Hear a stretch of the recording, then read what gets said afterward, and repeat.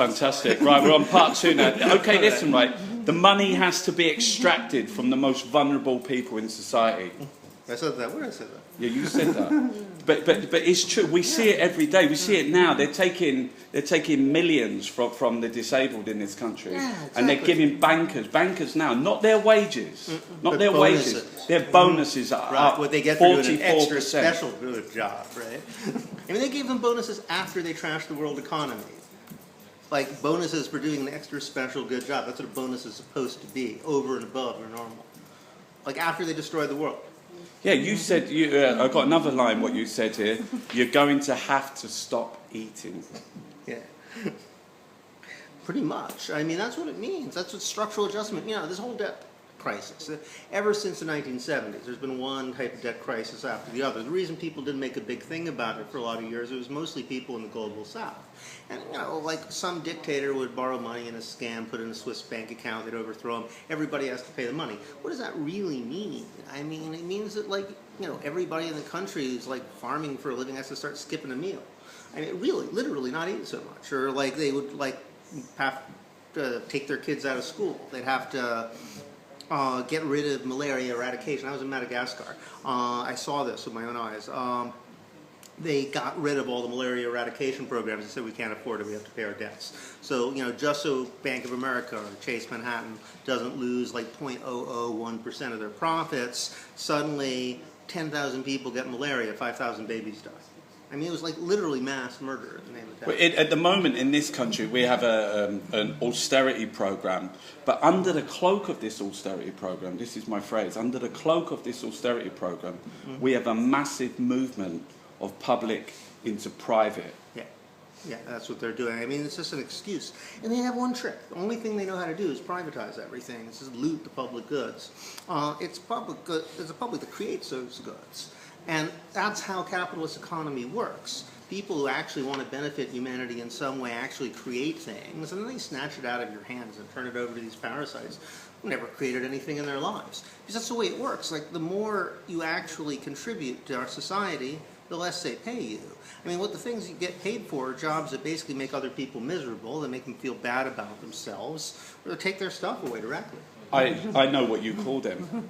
You call them bullshit jobs. Yeah. Bullshit jobs. What's a bullshit job? Bullshit jobs. Okay, well, I got on this idea when I was looking at, back in the 30s, people used to talk about what's the world going to be like in 2014, 2020. And they thought, well, everybody's going to be working 10, 15 hours a week because we'll have machines doing everything.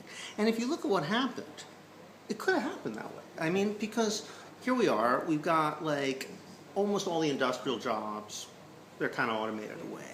All domestic service, gone. Farming, completely gone. We got almost nobody in farming anymore. At the same time, everybody's working more rather than less. So where does it come from? Well, it's like service, but not just service. Everybody talks about service. It's even more than that. It's like clerical, administrative, that kind of jobs. So they used to be 25% of all jobs. Now they're 75%. But they're low-pay jobs. They're no-pay jobs. Some of them are low-pay. All zero-hour contracts, because the shift from private to the shift from public to private also means no rights, no human rights, no tea break. We got supermarkets here, 4-hour shifts. Oh yeah, the low. Do you know why they do 4-hour shifts?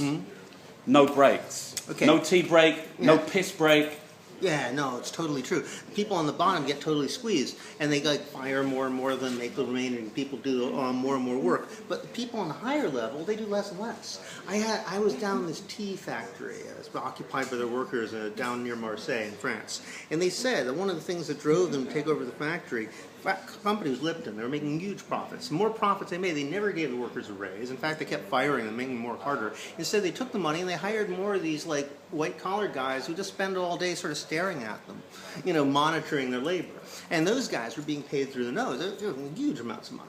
So those are the bullshit jobs. These guys don't actually do anything. They're just sort of like writing letters to each other, going to conferences with each other, filling out and making up forms for the other guys to fill out. And it's just this parasitical class. And there's so many people like that. There's like corporate lawyers, there's human resource people, there's all these sort of corporate bureaucrats.